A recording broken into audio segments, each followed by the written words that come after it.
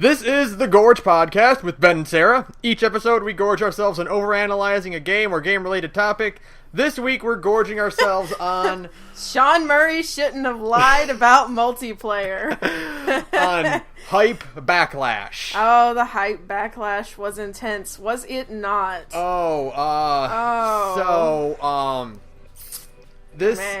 Our original plan was we were so excited we were going to do an entire hour and a half episode because this is a normal cast. Right? It was going to be an entire hour and a half about No Man's Sky. Whoops. Because this game was going to be legendary. Except Sean Murray lied about multiplayer. Oh goodness, did he ever. Wow. That was like... You know, like, I understand the appeal of a game that has a bunch of people in it, but doesn't have a bunch of people in it. You know what I mean? Like, I got that. That's why I was so excited. I was like, it's kind of cool that I might run into one person in all the time I play this game. Yeah. But the appeal is that I would run into a person. You know what I mean? Like, yeah, the appeal was like, you know, holy crap, I actually found someone. And you want to have that moment where you're like, oh my god, that's another player running around. Right, exactly. Not, whoops. Never mind. Yeah. So, you know, and it's, this whole thing is like, it's not just the multiplayer. It's a lot of little things. There's a lot of things that just add up. And, so what this podcast is going to be, this episode is going to be, we're going to cover a couple things that, like, because there's one thing, which is, the E3 trailer was not indicative of what we got in the game. No shit, really? Yeah, I mean, has there ever been an E3 trailer that was indicative of what we got in the game? Yeah. Well, Fallout 4. Yeah. But, you know, that's because Bethesda just had the hype train there on their side, but still. So, it's not just that. These are specifically topics that are like, this game was hyped up to an absurd degree all the way up until release, and then it's just, And there was really, the thing is that with the games we're talking about, and there's a handful that come to mind, there was really no possible way they ever could live up to the hype, you know? Yeah. But I mean, like, they could have tried maybe a little bit harder. But you wanted to hope. Yeah, of course. Absolutely. And I want to get this out of the way right now. We'll talk about No Man's Sky first. I like No Man's Sky a lot. Yeah. I'm having a ton of fun playing it. It is a very chill game where you just put it on, you explore, you wander around for about an hour, and then you turn it off because you killed your time you needed to. Right. But going back and listening to the interviews and looking at gameplay trailers, like, up until 4 months before release, like, we were still getting stuff that's not at all in the game. Yeah, it's pretty wild.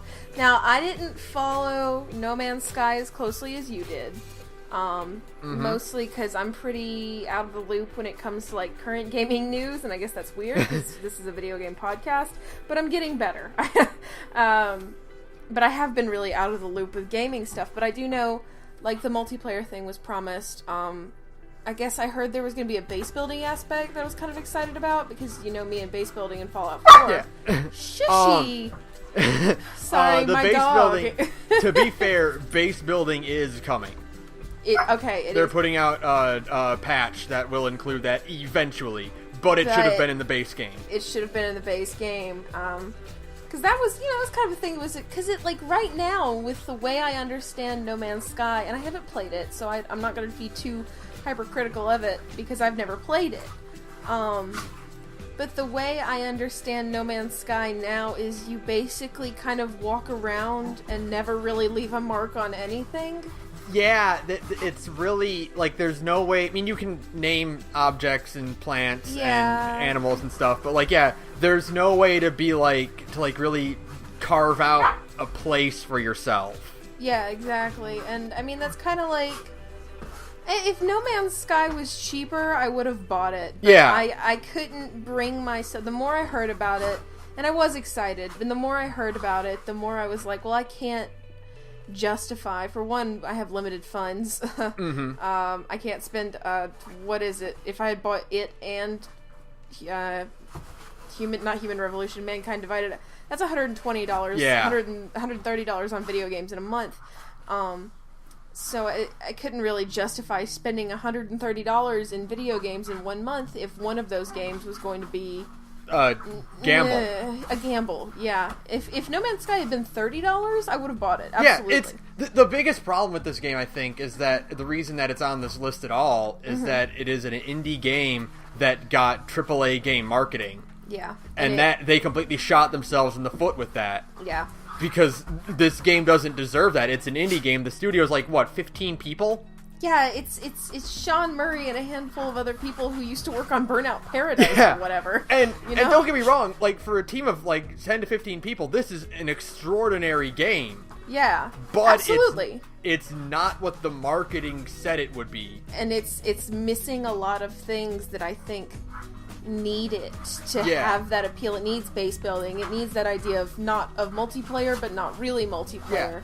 Because otherwise you feel like you exist in an empty universe. And you exactly. Technically do. You kind of do. It's very, you get the same vibe from Minecraft, but even Minecraft has servers you can go on, and you can, hang out with people and build your stuff up. The problem with this is that, like, the big thing is you can upgrade your ship, and you can put more stuff on your ship. But right now, there's no way to change how your ship handles. Every ship handles exactly the same. See? It flies the same speed, it controls the same, it steers the same. Yeah, that's such a shame. Affect your resource consumption and your how many slots of inventory you have in your ship. That's about it. That's such a shame. And it just seems like. By the way, can I just stop us for a second there? If you're hearing, if you're listening to this podcast right now and you're hearing a weird scuffling sound, I have my dogs in my bedroom with me. They're play fighting. So that's just that. And I can't bring myself to break them up. It's too cute. So that's that's what you're hearing right now is my dogs wrestling right now. So anyways, flying in No Man's Sky, it's all kind of the same. Which is like a huge chunk of the game is going from planet to planet because it's all in real time. You don't go to a galaxy map and then pick which planet you want to go to. Really? Shut up. I had no idea. Yeah. Wow. Damn. That does suck. It is, the idea is cool because, if you play a game like Mass Effect or something, it's you hop in your ship, you go to the galaxy map, you pick a planet, you go there. In No Man's Sky, it's you get in your ship, you press the button to lift off, your ship lifts off in real time, you point to the map, the planet you want to go to, or in just any direction, and you go. Right. And that's really cool. It's a cool idea, but when it's you can't. You're just it's kind of like a desert bus. Yeah, because you don't. And to be fair, a lot of this is this game is so big that maybe there is stuff like that, and we just haven't found it yet because that's entirely feasible. Of course, that we just haven't explored enough to find the good part yet. But if you're gonna drop us off on a planet, you need to front load some cool shit. Right, exactly. You need to kind of have something maybe scripted there to kind of act as a teaser for what might be out. Because otherwise, people get bored. People have short attention spans. A lot of us are, a lot of video game people these days are grown-ups. We don't have the time. Yeah, I can't just plop down in front of the console and play until I find the cool alien. You need to front load. You need to do Fallout where they front loaded the Deathclaw encounter. Yeah, exactly. To right off the bat, here you go. Here's what's in store. And it was a good, it was a pretty cool. Now, we won't get into Fallout, but there you can do it too much, of course. And again, I think a few things in Fallout was a little too much. Yeah. But I do think the Deathclaw thing was a good idea, and it's something that a lot of games like No Man's Sky, Bethesda does that really well. Bethesda did the dragon intro for Skyrim. Yeah. That was a huge, crazy, holy shit moment. So it let you know what was coming, and it was you can't really handle this right now at your current level, but you will be able to. Yeah, I think You needed to encounter a giant dinosaur. On your main planet. Just one. Yeah, just show us something really cool in the beginning so that we're oh, that's what I'm going to get? I'm going to keep playing this. Right, because then there's kind of a more enticement than just oh, it's another empty planet. I don't know. Yeah. I have no idea, frankly, because again, I haven't, I'm behind. I haven't played it. But, I don't know. It's just kind of it's really just like it's and this is one of the categories that I've listed. I wrote out in the notes. This is one of the categories that this is part of the bummer cast. Yeah, where it's just like the bummer cast. Because what a bummer, right? Sean Murray. There's two sides to when hype backlash fails. Yeah, you're either you're incompetent or you're deceptive. Yeah, and like Sean Murray, and we'll talk about him later. But Peter Molyneux. No, Peter Molyneux are both guys who were like, it's clear that when they said like we're gonna have multiplayer, it's gonna be cool, you're gonna fly around. It's clear, like, from the way he's talking about it, like, this is what he hopes will be in the game. Mm-hmm. And it like, just didn't make and then it. he got to the point where he's like, oh, crap, we can't actually do this. Yeah, it's, And then he just kind of quietly pushed it out and hoped we wouldn't notice. Right, yeah, exactly. It's kind of like, would you two stop? Hold on. Sorry. And would you it's stop? just like I feel kind of bad for him because he's getting a lot of, he's getting slammed really hard. Yeah, and but I at don't the same really time, think it's his fault because he's an indie developer and he just got really excited about what his product could be. Yeah, but at the same time, I think there is kind of a moment where maybe you need to like scale it back a little. Yeah. Like maybe tone it down. Like that's Peter Molyneux's problem. Like, like tone it down a little, Pete. Like, hey, Sean, maybe not like be so huge in what you're saying. Maybe like chill a little. Well, I also feel really bad for him in other aspect where like. I'm sure you've seen the articles everywhere. It's Sean Murray also lies about paid DLC. Oh yeah. And it's like in reality, all he said was maybe there is a slight percentage of a chance we were a bit too hasty in declaring a promise of no paid DLC, possibly kind of slightly. Yeah, it's kind of like. Maybe keep your mouth shut. Yeah. I think the most important thing you can do in like the game development process is just maybe keep your mouth shut. Yeah. I mean, to a degree. I think Square Enix does it too much. I think Peter Molyneux doesn't do it enough. There's got to be like a middle ground. Like I understand, when you're first announcing your game, you're going to announce all the cool shit you want to put in the game, and you're going to be like, oh, it's going to have this, it's going to have this, it's going to have this. Right. And then as time goes on, you can ease up on some of those ideas, and we'll be okay chill with it because we get it. You were excited. Yeah, maybe chill just a little, but don't like. During your like ask me anything on Reddit 2 days before No Man's Sky comes out, don't lie then. Don't lie then. We'll remember that. Yeah, because for one, Redditors are a relentless little bunch. Yeah. And two, then it's fresh in our memories. If you had said like there'll be multiplayer like 6 months ago, that's one thing. Maybe people then would have been like, okay, well, maybe realistically they couldn't implement multiplayer just yet. Yeah. But, like, 2 days before the game comes out? Yeah, that is not the time to lie. That's not smart. That's not a good idea. At that point, I kind of feel like Sean Murray at that point is just sweating. Yeah. He's like, shit, say anything. Just say anything so the game will sell because we spent, $1 billion fucking dollars making this game and we spent all this time. Holy shit, just do something. Oh my god. He's at his computer with like a cloth against his forehead like, yeah, oh, like shit, that oh, one shit, picture. Oh, shit. Yeah, oh fuck. Oh, I fucked up. That's it. That's all it is because at that point, I mean, that's gotta be it. Yeah. You can't. Like, at that point, he has to know, yeah, right? Like, 2 days before, he's gotta be like, oh, crap. There's no multiplayer, fuck. Yeah, there's no multiplayer, there's no, like, crazy biomes like we promised, there's no, crafting or base building yet, shit. I mean, just like, shit. it really feels like when they put out Street Fighter V and the store wasn't there.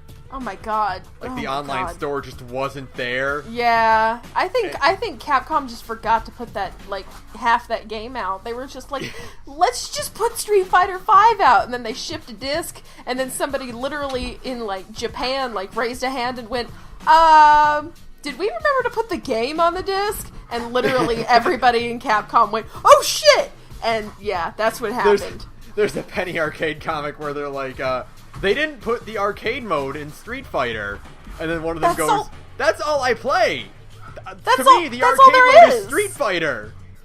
If you don't put arcade mode in Street Fighter, you literally have not shipped Street Fighter. You just put out a demo. Yeah, that's just a demo that you just charge somebody like $60 for. What? What? Oh, Capcom. Oh, Capcom. And, speaking of Capcom... Oh, boy. Let's talk about maybe Capcom made a right decision by letting Keiji Inafune go. You know, it's kind of funny, because when it first happened, when they first fired Inafune... everybody was like, how could you? Yeah. And then after Mighty Number 9 happened, everybody went, oh, well, maybe that's why. Because it's kind of funny, because, like, when Capcom let Inafune go, they were, like, at their lowest. You know, Mega Man wasn't coming out, Resident Evil wasn't coming out, you know, Street Fighter was kind of in a weird, limbo state. Yeah. And, like, that was just, like, the nail in the coffin, like, oh my god, Capcom's dead.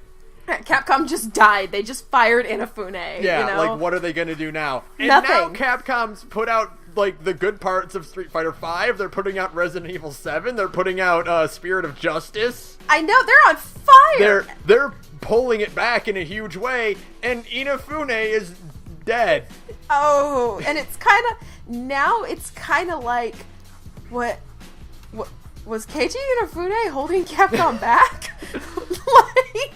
Was Keiji Inafune some sort of crazy bad luck talisman for Capcom, so nothing was going right, and then once they let the creator of Mega Man go, everything started working again? Are you really telling me that? And I'm kind of beginning to believe it. Yeah, no, and you know, I talked a bit about it in the E3 video or episode.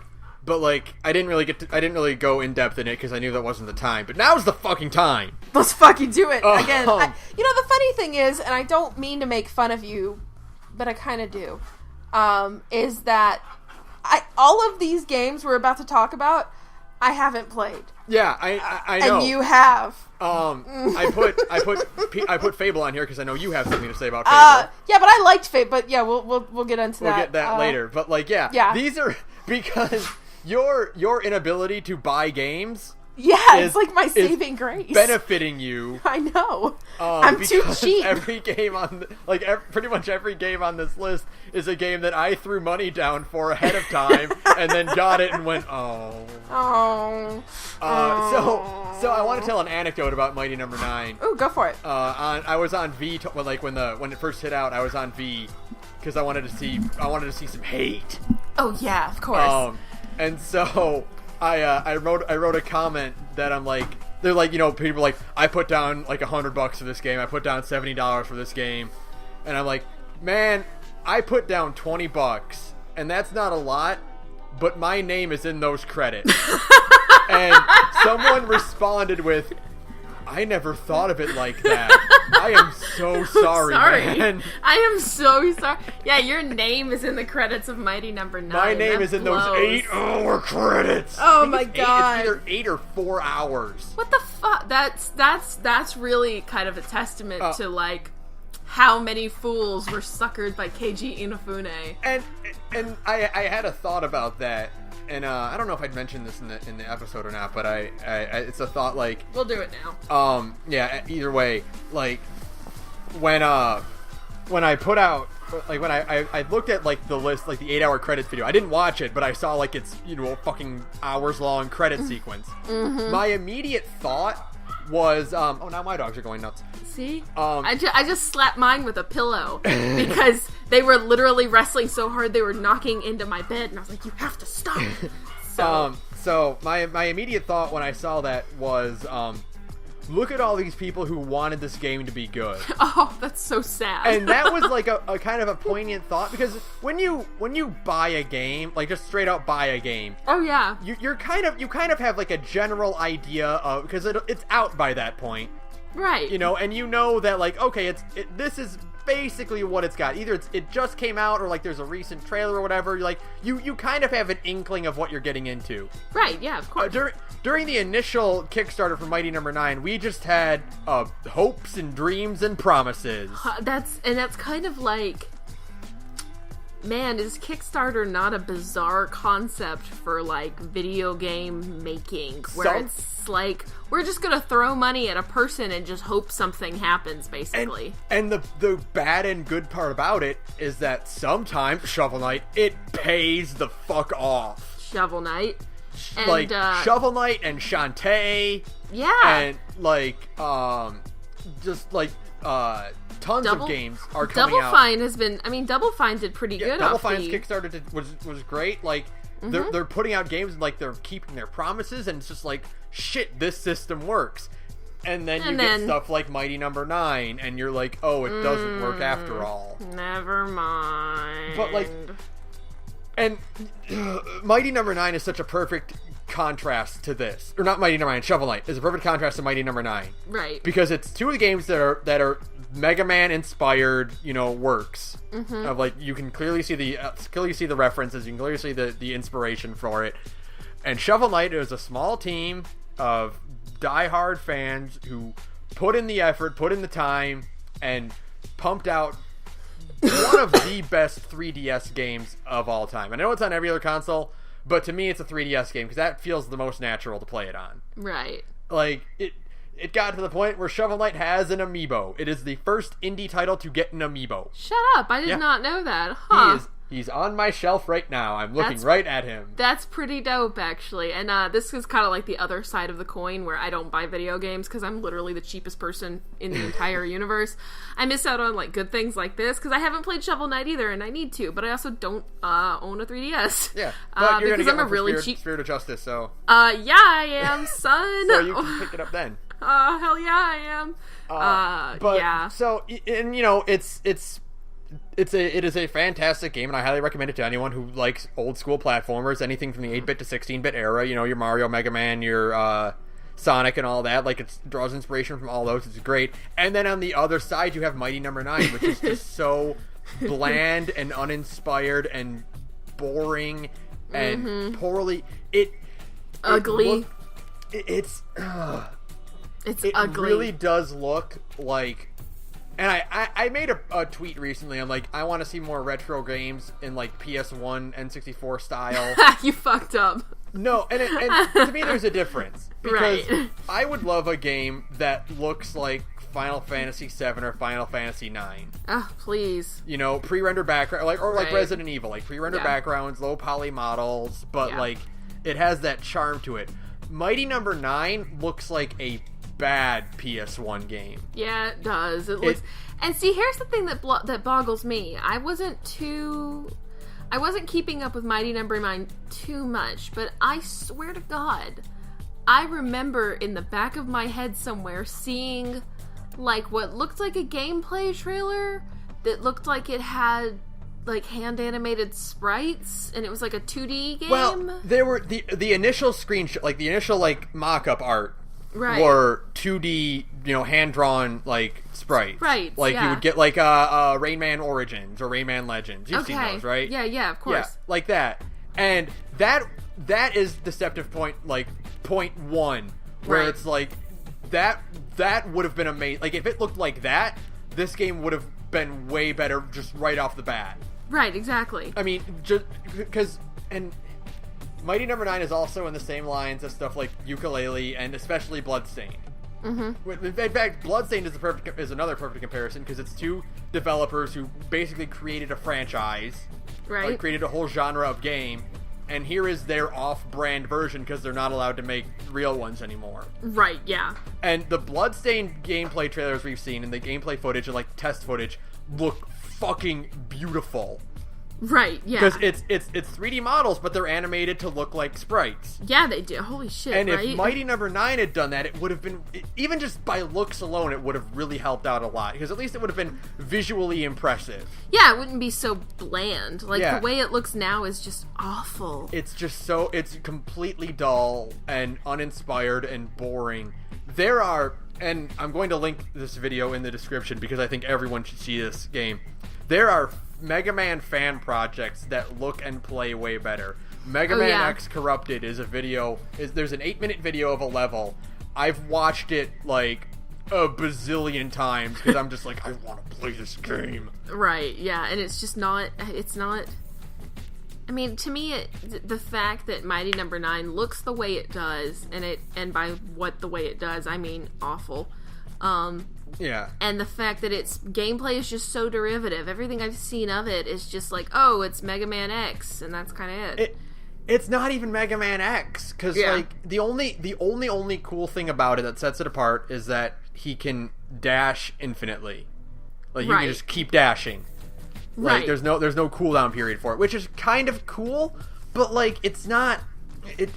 That's not enough. In Mega Man X, the change from Mega Man to Mega Man X, you could get the dash, you could get the wall jumping. The levels didn't have the transition where you'd walk from one screen to the next. It was all flowing perfectly. Right. The level design was just top notch, and it had exploration and items and equipment you could pick up. Like what we wanted is when we saw Mighty Number 9, our thought was we want more Mega Man. But that's not just we want another Mega Man. That's we want more Mega Man. Yeah, we want like a Mega Man game. Yeah, you know, that's a good an improvement on the Mega Man formula. Yeah, we have 10 Mega Mans. We don't need another just plain Mega Man. We need something with a cool gimmick or a cool element that we can play with. This was their chance to bring something completely new to the table, and it just didn't happen. It did not happen at all, and it's you could kind of see the writing on the wall, but seriously, right when we got to that Anime Prom Night trailer, God, and we got to see the footage of it, and we're just like, that was so cringy, wasn't it? That's it. Like, why would you? I can't. I'm like trying to wrap my brain around the idea of why would you insult a huge portion of your fan base? Yeah, it's not it's not like this is a Call of Duty game, right? Which then I still wouldn't think it's funny, but I could see the reason you would pull that joke. Yeah, this is a game that's clearly inspired by anime. Yeah, like it has a 1000% kind of like panty and stocking. It's a Japanese developed game. It's a Japanese developed game with like a kind of like a panty and stocking for kids aesthetic. Yeah. And you make jokes like that in your trailer? Like, who are you trying to sell this game to? Yeah. That's what I want to know. Is like, once you do that, who the fuck are you marketing Mighty Number 9 to? Because like, kids really aren't going to play Mighty Number 9. It's not really... Most kids these days actually play stuff like Call of Duty. Yeah. They play fun games. Kids have good taste. Yeah, kids actually have pretty good taste. I mean, Call of Duty, but, like, in general, kids know a good game. The production values in Call of Duty are better than fucking Mighty Number 9 productions. And that's really saying something. But it's just like... Who are you marketing this game toward? Because the gameplay itself would have been so dated that the only people who you could possibly kind of find a niche-y market who would play it and enjoy it and accept it for what it is are those people you're making fun of in your trailer. Yeah. Like, no one else is gonna see Mighty Number 9 and think, boy, that looks like something new and fun. Yeah. They're just not. And I can't... This game was marketed towards fans of Mega Man, and fans of Mega Man are anime fans. Yeah, generally speaking, or you're the Proto-Men, but, Yeah. Otherwise, it's just... I played 2 levels of this game. I played the intro level, and I played one more level, and both of them felt like poorly made Super Mario Maker levels. Yeah. Where it's just like it's either bland and flat or it's stupid hard and there's no reason to even try. Right. And what I want to know is, now we were supposed to get console versions. Did that ever happen? Yeah, it's on everything. Okay. Like, it's on... Because I heard for a while that, like, the console versions were delayed, and I'm like, the really? Wii U version will pretty much brick your console. I think they fixed that, but when it first came out, the Wii U version would brick your console. Yeah, that's hilarious. The Xbox One version just didn't come out for a while. Oh, that's good. But the PS4, PC, and whatever else it was on came out as well. Like, that's the other biggest problem. They put it on fucking everything. Right. Like porting games is hard. Yeah. Porting games on multiple consoles, there's a reason that, like, they don't do it all the time. Yeah, it's kind of like there's a reason you kind of keep things limited to either just the handhelds or just console and PC, you know? Yeah. Because it's kind of like there isn't a lot of gameplay overlap between these two things. Otherwise, never the twain shall meet, as they say. Because it's just, there are the games here, and the games on handheldy things are not expected to play or look the same. So if you get a game that looks like a DS game for your PlayStation 4, yeah, somebody's gonna be kind of mad. Maybe just a little bit. Maybe this just a little bit. This is a PS4 game. And it looks awful. It's better than this. Oh my god, it's a PS4 game, and it looks like the worst part of the 90s game, revolution. It looks like an Xbox Live indie game. It totally does, and not a good one. No. It's... My name's in those credits. Your name is in those credits. Holy shit. Okay, so what's the other one we were talking about? The next one is, we're gonna go back a little bit. Okay. And I've been holding on to this for years. Oh my god, I know what you're gonna say. The salt is super real. And this one, I've gotten over to the point where I just think it's funny now. But I feel like I do get to say I told you so, because I pretty much knew from the word go this game was going to be garbage. I'll wear this L on my chest. Failure number 3. Duke Nukem Forever is probably a joke that should have stayed a joke. It's... Oh, man. Yeah, I knew it. I like to feel that vindicated. Here's the deal. I'm going to say this right off the bat. Duke didn't deserve this. I don't know. I feel like Duke kind of did deserve this. Duke Nukem 3D is a turning point in FPSs. Right. Like, bar none, whatever your opinion of the franchise, of the character itself, the game itself, Duke Nukem 3D, was a turning point in FPSs. Alright, I'll give you that. Like, I did play Duke Nukem 3D. It was an enormous game with tons of scope and breadth and stuff to do. Right. And proof that, like, hey, here is what we're capable of. Right. And then we just kept on hoping. We always bet on Duke. We kept on betting on Duke. Nope, never, ever, ever. I knew pretty much, even before Gearbox picked it up, I was just like, every time I heard about Duke Nukem Forever, kind of in like the whispered hallways of of the gaming universe, back when I actually did follow video games to a more like legitimate degree, every time somebody'd be like, hey, Duke Nukem Forever might come out, I'd be like, maybe it will, but it'll be garbage. Because any game has spent that long in development hell is gonna suck, and I'm sorry to say that, because I know Kingdom Hearts 3 won't suck, but if Kingdom Hearts 3 sucks, I won't be surprised. Because any game that spends that long in development can't be that good. It is one of the few games that I flat out gave up on. I don't usually deliberately give up on games. I'll play games until I get bored and distracted and they just kind of idle away. I flat out said, nope, I am done with this game. Yeah, that barely ever happens with me. Yeah, Duke Nukem the game, like Duke Nukem 3D is a good game. Duke Nukem the character should have stayed in his tomb. Because there is no excuse me. Duke there is no way as a character came out in the 90s when he needed to come out, because he was just a pastiche of Schwarzenegger and Rob Liefeld superheroes and all the Bruce Willis, just like, here's your big dumb muscle bound brain dead action man, hyped up on guns testosterone and muscles and strippers and all that. Oh yeah. And now the joke doesn't work. Because there really aren't, like, action heroes like that anymore now. And because, as well, the fact that they everything I've seen of this game is they tried to play it, like, way too straight. Like, they tried to play, like, Duke is, like, a cool character, like, way too straight. What they really should have done is, like... and I've thought about this because I wanted this game to be really good. I'm sorry. They should have done it that you start off and Duke is a washed up schlub. Oh, yeah. You know, just beer gut, you know, lazy. Oh, absolutely. You know, washed up piece of shit. Yeah, and absolutely. Then, as you play the game, he becomes the hero again. Right, and he, you know, by the end, he's the cool motorcycle man. You know, that would have been actually really funny.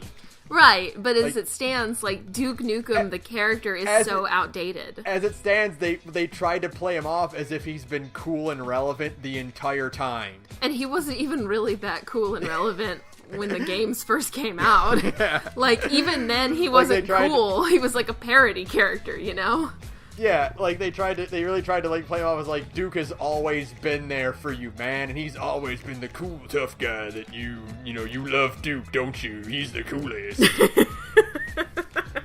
I will say, I do like that John St. John still loves doing that role. I mean, good on you, man. I mean, good on him, but man, Duke Nukem is a character, and is like that dude bro, funny, like hyped up on testosterone, kind of like bullshit trope, is not, if you're not playing it super, super fast and loose and like really just making fun of yourself and very, very aware of how completely ridiculous you are going to look like a fool no matter what. You've got to go above and beyond and just completely go bonkers with it. Oh, absolutely. And I don't mean the level of bonkers they went, because a lot of that like bonkers shit they did in that game is mostly just creepy. Yeah.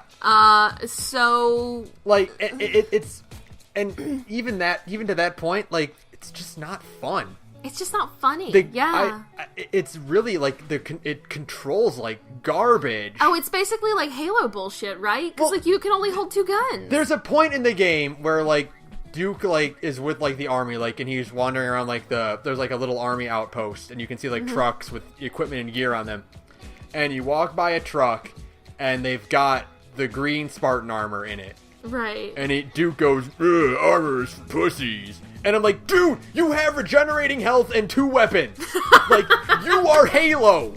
You are literally Halo. Anytime that kind of thing happens, like when somebody wants to kind of like gently not gently, let's say not gently at all, they want to like, you know, try and tear their shit into Halo, it's always like, listen, motherfucker, if you're a first-person shooter on a console, you owe your existence to Halo. Exactly. You better fucking show some respect, motherfucker. Halo is the reason that your game can exist on a console that's not the PC. Exactly, because otherwise, before Halo, no, it was not even a thing. Nobody even considered that an option. And then Halo happened, and while, first-person shooters on consoles don't handle as well as they handle on PC, everybody knows this if you've got a brainstem. The fact is, it still can happen. And so if you're gonna try and, like, be like the big macho swing your dick around guy and be like, armor is for pussies or whatever. If you're gonna shit talk Halo, you'd better have the ability to back it up, and Duke Nukem Forever does not. Do not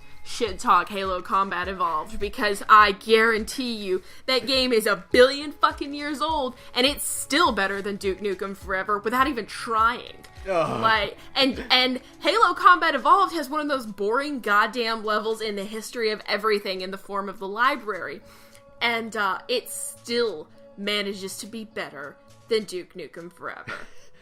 That is the level of it. When I worked at Second and Charles, we had 2 copies of that game, and they never sold.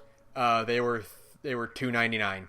Oh, what a disgrace. They were marked down to $2.99. $3. That is amazing. That, and I am so glad. The one good thing that came out of Duke Nukem Forever, if there's only one good thing that came out of Duke Nukem Forever, Duke is now officially dead. Like, that's it. Like, that character is dead, and we will never, ever have to put up with Duke Nukem ever again. Thank you, Jesus. Thank you, God. You heard my prayers. I bought the $70 collector's edition of Duke Nukem Yeah, you Forever. did, like a fucking schmuck. The game is garbage. It's still on my shelf because I put all my games on my shelf. Right. I don't distinguish, that. But I do have. It came with a little plastic bust of Duke Nukem, and that's also on my shelf because I do like that. That is the thing I'm most proud of in this. I would have paid $10 for it, right? But I'm glad I own that at least. I have bought in the last let's say 6 years, like maybe 2 collector's editions, and one of them was BioShock Infinite, and never again. I'm done with collector's editions forever after Duke Nukem Forever. Oh, yeah. Nope, never again. Nope. But see, here's the thing. Now, once upon a time, children, back in the glory days of video games, there used to be actually 3 kinds of collector's editions that would happen. There were... Well, they still sometimes do it. Like, they did it with BioShock Infinite. It was a stupid fucking idea in that case, because who wants a giant statue of Songbird? I mean, really. It's not even that good of a design. Why didn't they give us the Songbird, like, stuffed animal from the game? Oh my god, right? How much better would that have been? That would have been perfect. Shit, right? But the point is, they used to, back in the day, sell versions of video games that would come with, like, an art book. You would get... There'd be, like, the normal game. There'd be, like, the kind of nice edition that would usually have, like, an art book. And then there'd be the super special edition. They got rid of that middle tier, I guess because they weren't making any money off of them. And yeah. What are video games but a business? And so because of that, you can't get art books with video games now. That's all I want, man. I will buy collector's editions if it means I get an art book. I bought the special edition version of the Final Fantasy XII guidebook just because it came with an art book. When I pre-ordered Deus or Mankind Divided this weekend, I the GameStop employee was like, "Do you want the strategy guide with it?" And I'm like, "No." Wait, is the strategy guide an art book as well? And he went, "No." And I went, "Okay, I don't want that then." Yeah, exactly. Because literally, these days though, they sell art books. We were talking about this last night. They sell art books separately on Amazon for like $30. Yeah. So frankly, that's what I need. I just need $150 for art books off of Amazon. That's normal, right? Save your money that you would spend on collector's editions to get poker chips and stickers. Oh yeah. And spend that money on an art book in 2 months when they go on sale. And they're so much prettier. And yeah, I don't understand we're kind of getting off topic here, but I don't understand the fixation with trinkety crap. You know me, I don't own a lot of trinkets. I can't. So like, BioShock Infinite Special Edition, the middle tier one, came with like a little plastic handyman that was like the size of my thumb, and I put it in the trash. Because what am I gonna do with a little tiny piece of shit plastic handyman? Honest to God. Honestly, what is anybody... You're gonna stick that on your shelf? Shut up. No, you're not. Like... I don't understand. I don't. The only good thing that happened with the BioShock Infinite Collector's Edition is that it had an art book. Yeah. BioShock Infinite's another game that we really could talk about on like the Letdown cast, but we've already talked about it really. We covered that pretty extensively. Yeah, although I could still say, fuck, I hate what BioShock Infinite was. Yeah, I hate what it was, and I love what it could have been. Oh man. Oh. I want to live in Universe B. I hate you. Well, I don't know, because we've been having a pretty good time in Universe A lately. That's true. We've had some good stuff coming out in Universe A, so it's kind of a toss-up. Although I do wish I would trade a lot of things for a better version of BioShock Infinite. So I'm going to turn it over to you for now. Ooh, exciting. You can talk all the shit you want about Fable 2. Oh, actually, I feel like I could talk more about all of the Fables in general. Well, you can do that too. Because I really like... Now, here's the thing, and I mentioned it to you before, but I don't, it's not something you and I really talk about that much. I really like Fable. Like, even Fable 2, which was kind of a disappointment in a lot of ways, I played Fable 2. I must have beat it like 5 times. And each playthrough is pretty long. but I loved it. Now, my great disappointment, my massive disappointment was when I was so excited, because, like, I have accepted what Fable was. Like, by the time I was done with Fable 1, I really liked Fable 1, but it was super flawed. Don't get me wrong. You were still locked in on one character's gender, and I don't think that was the promise in the beginning. Like, they were originally like, you could be whatever you want, and then you ended up getting stuck as a dude, and, when the option exists, I'd rather play as a girl every time. And there were all those crazy Peter Molyneux promises, like the trees grow in real time, and all these ridiculous... And I couldn't even tell you, because it's been so long, and I forgot to do my research again. Sorry. That's what I have you for. It just, there were all these crazy promises about what Fable would be, and it ended up being none of those things. Now, the Lost Chapter, if you ever want to play, like, a halfway decent little third-person action RPG...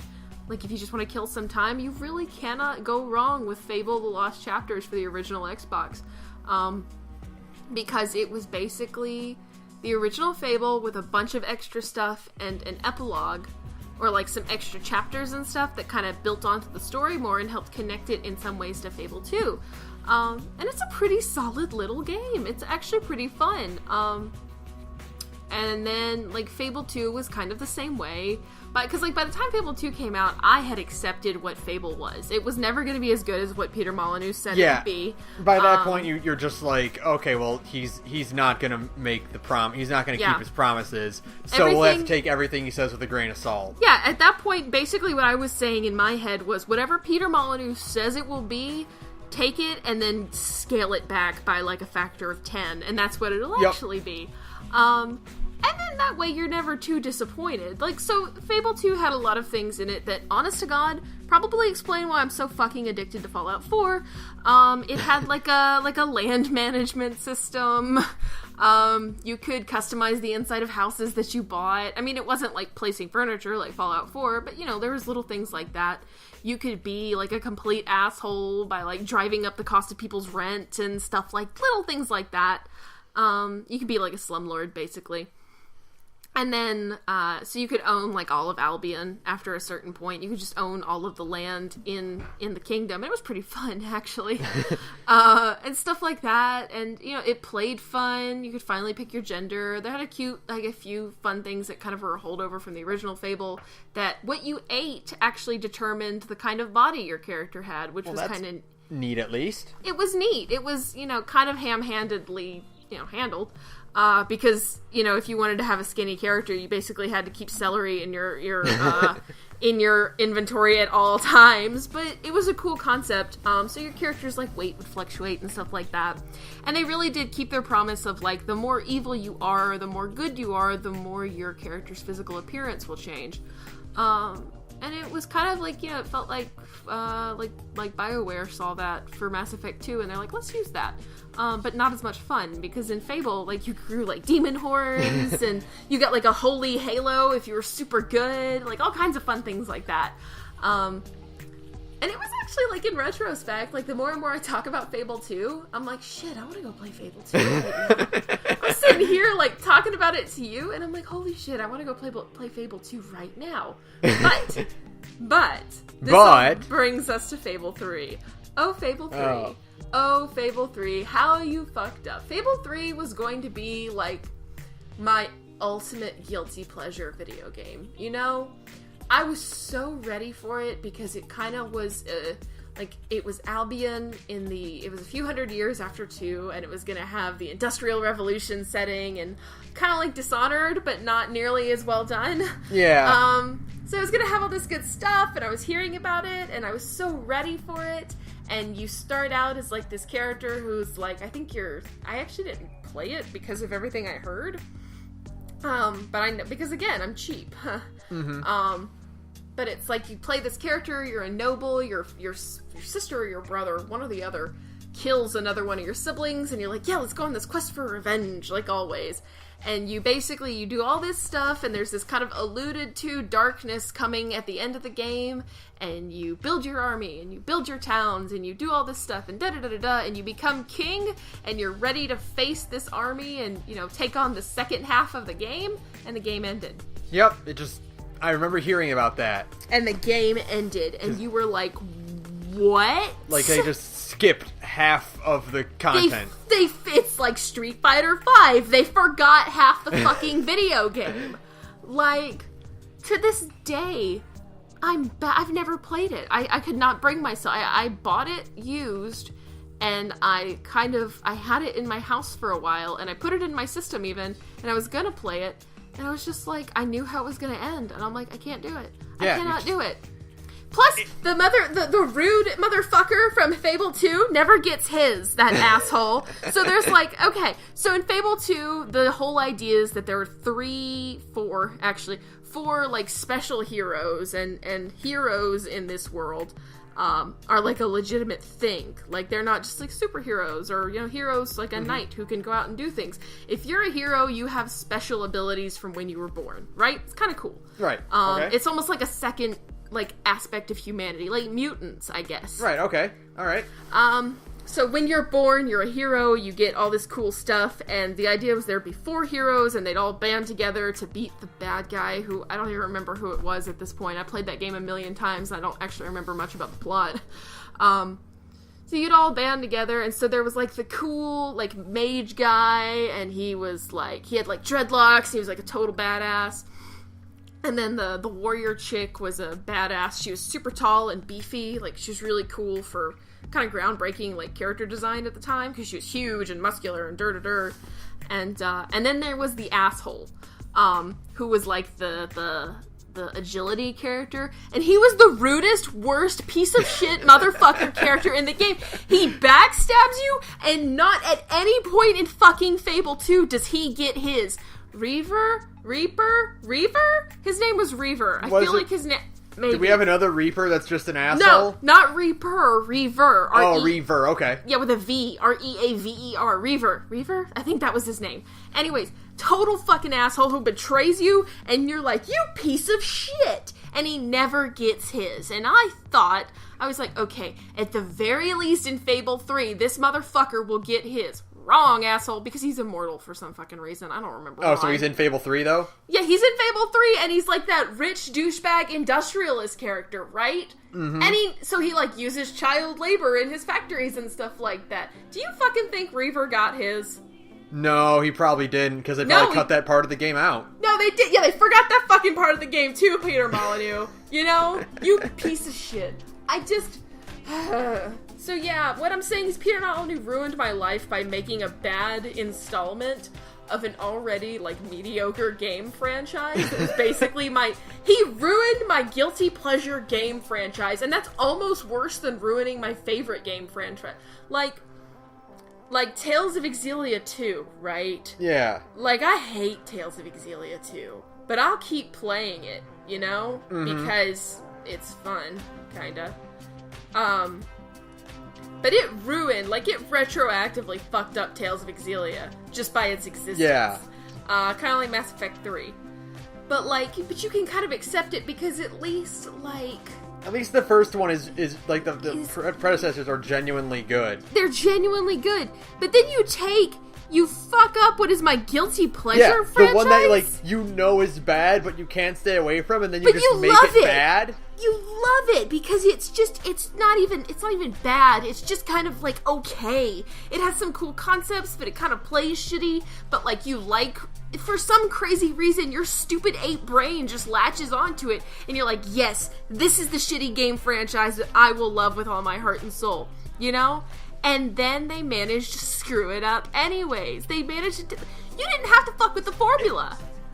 You know? You could have just left it, kind of mediocre, and as long as you got your bad guy fight at the end and there were some shitty moral choices or whatever, yeah, cool. I tend to notice with trilogies, the third one in a trilogy is either the best or the worst. Yeah. It's never the middle one. Never. It's never. And I'm just so... I wanted Fable 3 to be good. You know? I did. Because I swear to you, if they announce tomorrow that they were gonna release like a high-def remake of Fable 3 and they'd add the second half of the game, I would go tattoo Peter Molyneux's face on my chest because I would be so excited. Do you understand? Like, I really enjoyed Fable.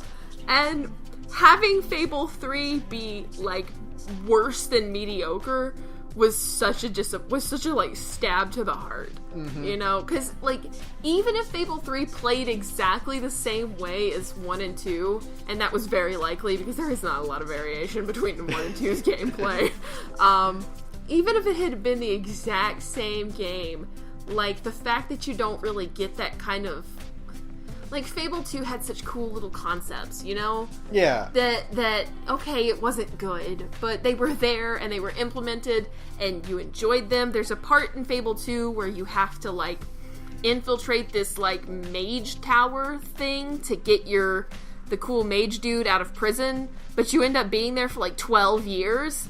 Oh, wow. I know, and when you come back, the kid, you can have children. They're not important characters, but you can have them.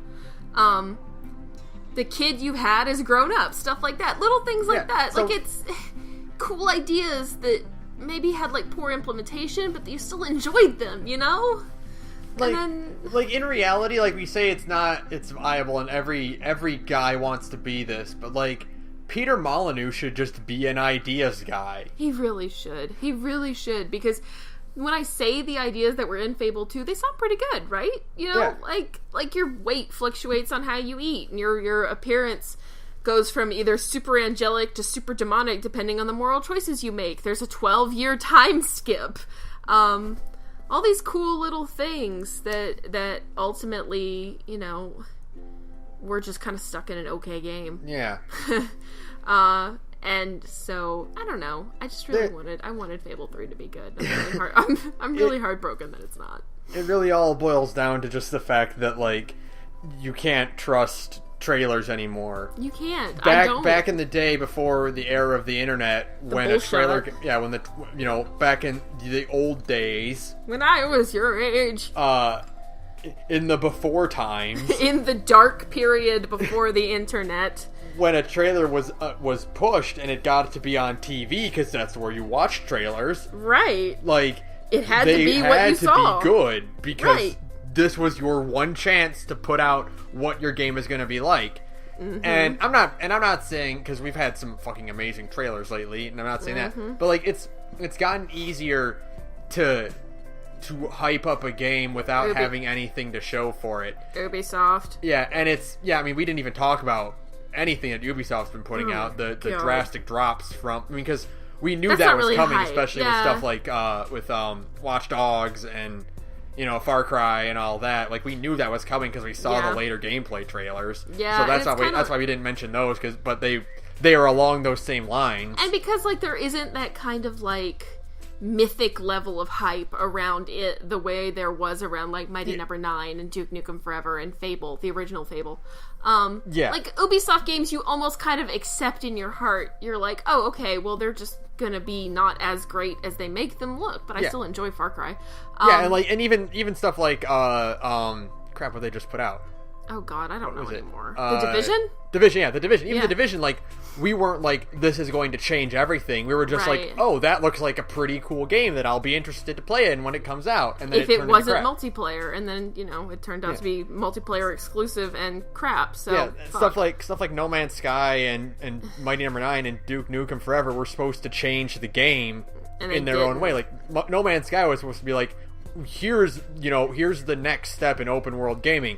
Mighty Number 9 was, here is your ultimate throwback to the classics, and Duke Nukem Forever was like, we're bringing back this franchise, we're finally putting it out, here you go, you know, here's your product. And Fable was supposed to be like the big open world kind of like Fable your moral was choices. Yeah, Fable was really what popularized the idea of, like, moral choices mattering in a game, and then ultimately they never did, just like Fable was supposed to be game. Skyrim before Skyrim was even a glimmer in people's eyes. Exactly, and it just kind of never materialized that way. Yeah, and so that's why these are so disappointing. And, like, this recent E3, we've had a ton of games that, like, looked amazing. We our E3 Hypecast there was tons of stuff, and, like, it's kind of the reason like, it's really hard. I don't want to show my bias, but, like, I know people are already afraid for Breath of the Wild. Yeah. And, I don't know about that one. And, like, I can understand why, because just stuff we talked about right now. Right. I can understand that. So, like, that is a fear. My fear for Breath of the Wild is that everything we are seeing is what we're gonna get. And what I mean by that is that it'll be big and it'll be open and it'll be beautiful, but it'll ultimately be empty, you know? Yeah. I know they've said there will be towns and stuff, but they haven't showed any. Yeah. So it kind of makes me a little nervous in that sense. Because that's where Fallout 4 stumbled. Fallout 4 is big and open and beautiful and has a lot of really cool little detail work, and it has an awesome world building kind of. The setting itself is really cool, but then it's really empty. And so there aren't a lot of people in the game to actually interact with, where meanwhile, previous Zelda games, especially Twilight Princess and Ocarina of Time and Majora's Mask, actually had pretty big casts that kind of gave the games their respective hearts and souls. Yeah. And so to not have these in Breath of the Wild, I think would be a massive misstep on Zelda's part, and I hope they don't go that way. I don't, like, it sucks that this is a fear that we have for stuff that came out in E3, because, like, you know, you want that shit to be good. Oh, yeah. But you gotta be realistic. Fun. Yeah. You gotta be realistic, too. But, like, we've been burned so many times on stuff exactly like this. So here's the question, then. We both know Half-Life 3 is never coming out. Yeah. Ever. But how hard do you think they'd fuck it up if it did come out? It would, if Half-Life 3 were to come out and they were to announce it right now with Valve's current state, it would be free within 6 months. Hat Simulator, Fallout. Yeah, remember how they like gave out copies of Portal 2 like 3 years after Portal 2 came out? Oh yeah, that's right. Like, because everyone already bought it at that point. Yeah. Half-Life 3 would be free in 6 months because they just want to get it out there. Yeah, I just man, what happened to Valve? Right? Like, have they even done anything lately other than run Steam? They put out Dota 2. Oh. And they've been doing more TF2 stuff over and over again. But like they've really fallen off the map. What a shame, man. That's insane. Man, I didn't realize it was that bad. That's so depressing. No, they have not. How the mighty have fallen. Yeah, they haven't put out anything besides TF2 stuff. They put out Evolve. What's that? Or not Evolve. What is it? They put out something, but it didn't sell. Exactly. That's, they put out this That's how big it was. They put out a game, and then it didn't work. And then everybody went, what is that? Yeah. So they're just doing more TF2 stuff. I guess. They'll just kind of ride the TF2 train until Overwatch kills it. Yeah. Which... That'll never happen. Well, we'll see. Oh, I don't know. I feel like TF2 might finally have, like, the Grim Reaper breathing down its neck as, like, Overwatch keeps building steam, but we'll see. Yeah. But yeah, man, it's just kind of like, man, I really wanted some of those games to be good. Yeah.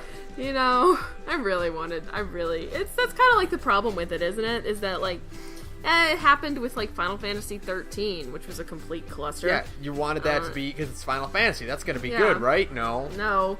I have very little faith in Final Fantasy 15. For the same reasons we just discussed here. For a lot of I will publicly... I have no idea what kind of bet I could even do. I'm trying to think of one right now off the top of my head.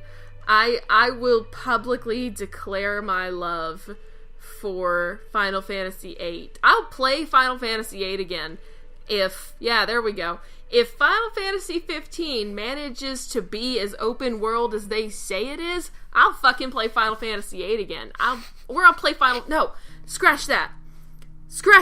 Better plan. If Final Fantasy 15 is even remotely as open world as they say it is, I'll play Final Fantasy 13. Yeah. I'll one up you.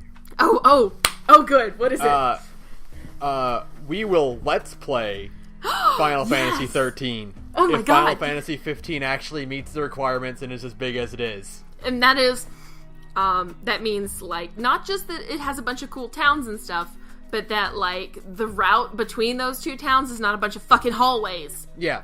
If this truly is as open world as the trailers implied it is, then you can go to any of these towns out of sequence. Yeah. If it's that, we will let's play Final Fantasy 13. Oh, God. From start to finish. Oh, that sounds awful. Yeah, that's perfect. God, that makes me sick at my stomach, but yeah. That is on audio right now. It has been publicly declared. I swear it. We will be reasonable about it. We will, if you can show us that you travel in real time between towns. Yeah. We won't be like, no, that's not quite what we thought it would be. Okay, but here's my thing. Like, yeah, you can travel in real time between towns, but it better not just be a fucking hallway from point A to point B. You know what I mean? Like, it better not be like, here's a hub, here's a line, here's another hub. You know what I mean? Like, there better be stuff in between. Yeah, there better if it's the big field and there's monsters in the field and it's not just like segmented areas that you kind of travel through. Yep. Yeah. I'll play Final Fantasy 13. We will let's play Final Fantasy 13 and then cry the whole time. Yep. But by God, I'll fucking do it because honestly, at this point, I really don't think it will be. I do not think at all that Final Fantasy 15 is going to be as open world as they keep trying to convince us it is. Because I am no fool. I do not think so. Not a bit. I'm expecting it to be a bit like Tales of Xillia, but not as good. Where it's like just that a level, big... like if that's the level of open world it needs to beat. Like it needs to beat, because Tales of Xillia didn't have an overworld. It just had you go from map to map in big giant areas that were basically big hallways. Yeah. But... you know what? It better be bigger than Zestiria's overworld. Yeah. Yeah. Yeah. Because Zestiria's overworld is huge. Yeah. To its fault. It's detriment. Also very empty. To its complete and total detriment. Man, we really could have talked a little bit about Zestiria, but we haven't finished it. Yeah. Because everything I've played of Zestiria so far has just been, But that also wasn't the game changer. Yeah, you're right. You're right. But for me, I mean, you and me, we're big Tales fans, so it kind of is, like, a little bit. Mm-hmm. And I shouldn't put all my hopes and dreams in Berseria, but I am. But it because does I'm an look idiot. really good. I know, because I'm an idiot, and I'm excited. So here's the ultimate thing about gamers. We like, never people learn. like us is we never learn. Fucking learn. We never I'm like, I shouldn't be so excited. It keeps happening. Yeah. Yeah. Damn it. We're super hype about Mankind Divided. That might be shit. That might be shit. That might turn out to be complete shit. But everything the reviews have said so far, because there are reviews out, it's basically the reviews are, it's not as good as Human Revolution, but it's still pretty friggin' good. So I'll take it. Yeah, I'll take it. We're gonna play Nuka World when that comes out. That might be shit. Doubtful, but that might be shit. Yeah, you say doubtful, but look at. But I also hate all those other fucking DLC. You're right. Yeah. Look at all the other trailers we just talked about. Oh God. Yeah. Jesus Christ. Do you realize? I know this is really off topic, but whatever. I mean, it's a podcast. We can talk about what the fuck we want.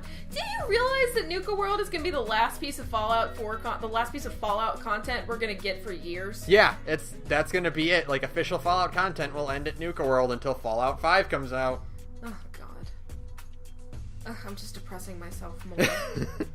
I'm like sitting here in my room thinking about it with like 1,000-yard stare. I'm like, really? After this, there's not going to be any more Fallout 4. Yeah. This is why I'm getting my PC working so I can play some fucking mods, man. So. Yeah. Video games were a mistake. Video games were a mistake. We should just be an anime podcast. Yeah. But anime was a mistake too. Yeah. Do you think we could just talk about? Do you think we could just talk about Steven Universe every week? That's yet to disappoint me. Just be a Steven Universe cast from now on? Yeah, absolutely. Every single cast is a Steven Universe cast, yeah. Go through huge chunks of time where we don't talk about anything? Yeah, exactly. It'll be great. Oh man, I'm gonna go find a good video game to play.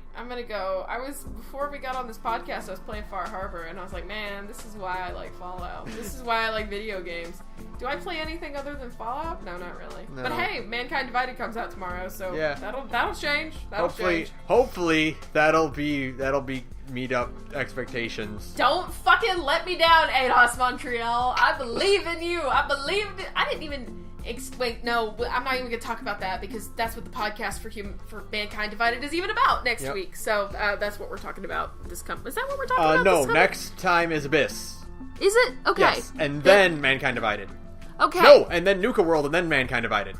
Oh wow, we're really giving ourselves a window. Okay, cool. Yeah. Cool. That's good. That's a good idea. So there, we just I just spoiled. wrote the kayfabe that I didn't want to do, and I revealed the schedule ahead of time. Oh, Oops. I know. I'm sorry. Oh, well. Whoops. Oh well. No, that's fine. It's okay. I'll give you guys a heads up right now. We have everything planned until April. Oh god, we really do, don't we? Oh my god, it's crazy. There's so much. Because I'm thinking, like, I meant to say this like earlier. I think we're gonna go from a once a week to 3 weeks out of the month, and then have an off week. Yeah. And then, but then once the summer games drought hits, because it always does hit. Mm-hmm. I think we just go to every other week. Yeah. Until like game releases pick back up, probably. Yep. So. Yeah. So yeah, that was our disappointment cast. That was our bummer cast. Bummer cast, man. Bummer casts are hard. Yeah. They're hard. We're usually so excited about the games we talk about, unless it's BioShock Infinite. Yeah. But I don't think we've had a negative, other than BioShock Infinite, we haven't really had like a negative podcast, and this is our first one. And even then, I was excited to be angry at BioShock Infinite. Oh, I know. This is just like, This is just, we just needed to just get some poison out. I needed to just we kind needed of cry. to put the leeches on and bleed out for a little bit. Until we were like gray and dead from how sad don't we worry. are. Don't worry, guys. Next episode is going to be super fun. Oh my god, I will write notes for this one. I will write notes for this one because I'm excited. It's one of my favorites, so. Yeah, just remember that this was supposed to be us being really excited about No Man's Sky. Maybe if it had been $30, I think I probably would have been able to help. I would have been a little bit more excited. I just can't, man. Mm-hmm. That's a lot of money for a game that I don't really, know anything about.